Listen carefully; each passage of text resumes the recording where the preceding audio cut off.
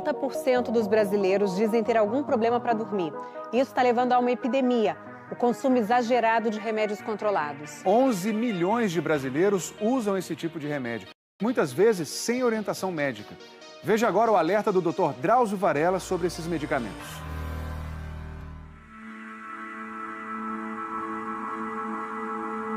Quando a noite cai e as luzes da cidade vão se apagando, é hora de ir para a cama. Fechar os olhos, descansar. Mas para muita gente não tem jeito. O sono não vem. No mundo de hoje, dormir virou um martírio. Para pegar no sono, muita gente toma medicamentos tarja preta que nem sempre foram prescritos por médicos. A automedicação é frequente. A pessoa toma o remédio que a vizinha ou um parente indicou. Estamos diante de um grave problema de saúde pública. Você acha que existe um abuso dos medicamentos para dormir hoje? Com certeza. Até porque a gente está falando de 80% da população sequer de sono. Andréa Bacelar é neurologista, especializada em medicina do sono. Nos últimos anos, viu crescer o número de pacientes dependentes de remédios para dormir. A gente tem dois tipos de medicações. Aquela medicação que eu compro, não preciso do médico, não preciso de receita e vou à farmácia e compro. Os mais populares são os antialérgicos e os medicamentos contra náuseas, que têm como efeito colateral o sono e que, claro, não deveriam ser usados para esse fim. E a gente tem o outro extremo, que são as medicações que precisam de receita controlada. Existe uma grande variedade desses remédios tarja preta usados para dormir. Os mais comuns são os benzodiazepínicos, drogas que agem contra a ansiedade, relaxam os músculos e estabilizam o humor, entre outras ações. Em geral, as drogas que compõem essas medicações terminam em PAN. Diazepam, clonazepam, lorazepam, oxazepam, bromazepam, durazepam, por exemplo. Por serem de uso controlado, só deveriam ser vendidos com prescrição médica. Mas nem sempre é assim. Eu passava a noite claro, via o dia amanhecer, aí começa a dar angústia. A angústia é, tá todo mundo dormindo.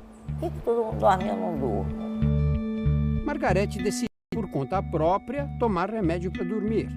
No Brasil, o consumo desse tipo de medicação entre as mulheres é maior do que entre os homens. Que critério você usou para escolher o medicamento que você ia tomar? Indicação de outras pessoas, na própria farmácia. As primeiras vezes que tomou o medicamento, conseguiu dormir direito? Apaga. Não é dormir, aquela coisa gostosa que todo mundo faz, não. Você dorme. Acorda bem. Eu acordava bem e tal. Mas aí o dia vai ficando um pouquinho agitado. Chegava à noite, 11, meia-noite, 1h. Eu não vou dormir, né? Não. E eu vou tomar mais umzinho. Logo, um comprimido não era mais suficiente para pegar no sono. E ela foi aumentando a dose. 2, 3, 4, 5, chegou a 6 num único dia. Margarete tomou o primeiro remédio para dormir há 20 anos. Não conseguiu mais parar. Naquela época, você alguma vez pensou que você tinha uma dependência de droga, Margarete? Não, eu achava que não. Eu queria ficar calma e de noite queria dormir. O que aconteceu com a Margarete é muito comum. Essas medicações induzem um fenômeno que nós chamamos de tolerância. À medida que você usa, o organismo vai se acostumando. Com o tempo, para obter o mesmo efeito e dormir, você precisa aumentar a dose. E aí fica mais tolerante e tem que aumentar a dose outra vez. É claro que tanta droga todos os dias faz mal para a saúde. Eu posso começar a ter sonolência durante o dia e alteração cognitiva. Isso é ainda mais preocupante na população idosa. A partir dos 65 anos, a gente começa a se preocupar com a memória, porque 5% dessa população terá demência.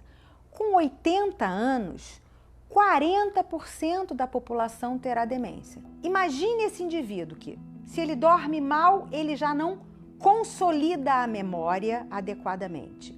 Se ele usa esses remédios de dependência, ele já vai alterar esse ciclo necessário para a gente memorizar. Sabemos que essas drogas prejudicam a memorização e o aprendizado. Será que as mulheres e os homens que fazem uso delas durante décadas perderão a memória e desenvolverão Alzheimer e outras demências mais cedo? Embora faltem estudos definitivos, muitos cientistas acham que sim. Por isso, nunca tome esses medicamentos por conta própria. Eles não podem ser usados de forma contínua. Precisam ser receitados por um período de tempo limitado. Meus colegas médicos devem ter muito critério para prescrevê-los, para não criarmos uma legião de dependentes químicos que nunca mais conseguirão dormir sem tomar remédio. Quem são aquelas pessoas que te procuram e você diz, não, este aqui precisa tomar um medicamento tarja preta? Se aquele indivíduo chega e fala assim, doutora, eu tenho crises de nervoso, sensações que vou morrer, momentos em que eu não consigo ficar sozinho, que eu tenho um descontrole emocional, esse indivíduo precisa fazer uso desse tranquilizante imediatamente. Mas aquele indivíduo que diz, eu deito, estou cansado, mas eu não consigo dormir. E aí eu utilizo esse tarja preta. Essa medicação não é indutora de sono. É uma medicação para diminuir a sua tensão, que até pode promover sono, mas ela não é feita para isso. Tem outra substância que não é tarja preta, mas que também está sendo usada de forma exagerada. A melatonina é um hormônio produzido pela glândula pineal. Muitos acham que é uma substância natural, que pode ser usada à vontade. Mas o produto que vocês encontram no mercado é sintético. Preste atenção, a melatonina não combate a insônia. Então serve para quê? Se tomada adequadamente, ela ajuda a ajustar os horários de sono daqueles que têm problemas. É o médico que deve dizer se você pode tomar, quais são os melhores horários e a dose exata para o seu caso.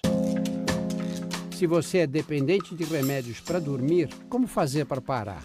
A gente tem toda uma técnica, precisamos de outros remédios para evitarem o efeito da abstinência, da falta dessa substância, até que a gente consiga lentamente retirar a medicação.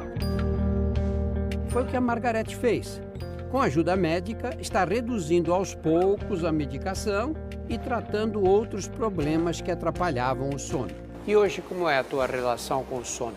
Tudo equilibrado, as medicações nas horas certas.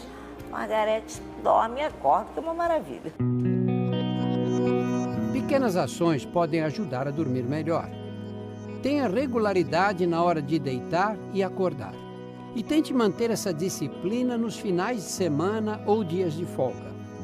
Faça refeições leves à noite e a última deve ser pelo menos 2 horas antes de deitar. A partir das 5 da tarde, evite refrigerantes, cafés, energéticos, chá preto e chá verde. Quando chegar em casa, tome um banho morno para desacelerar. Controle as luzes do quarto, as naturais e as artificiais. Use cortinas que bloqueiam a claridade. Desligue os aparelhos eletrônicos perto da cama. TV, celulares, tablets são fontes de luz e ruído. Eu vou dar mais 2 dicas. Primeira, se você está preocupado com o dia seguinte, antes de ir para a cama, faça uma lista das tarefas que te aguardam. Segunda, se você dorme com facilidade, mas acorda no meio da noite, faça como eu. Pega uma revista ou um livro e leia com uma luz baixa. O sono voltará. Tenha uma boa noite.